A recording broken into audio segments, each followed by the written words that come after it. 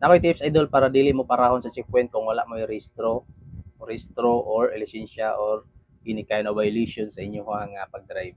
So nakoy tips idol akong i-share ninyo sa katulang walay mga lisensya o katong mga nay lisensya, that's why okay na scroll lang mo.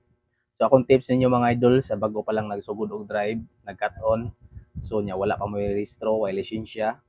So kung makasugat mo og kaning checkpoint, no? Mao ra ni importante idol, makasugat mo checkpoint, ako ning i-share ninyo. Makasugat kani mo checkpoint idol. Anyong buhaton, kalma lang. Minor, minor lang. Pag minor ninyo idol, ito ay most police or any kind of kinsay nag operation da LTO ba, labi na LTO, branded yun na ilang i-issue. So, ang imong buhaton first,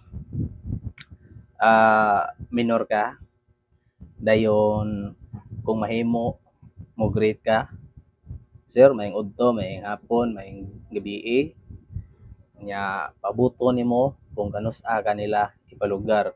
Kung ipalugar kanila, bad news kung wala kay lisensya o rehistro.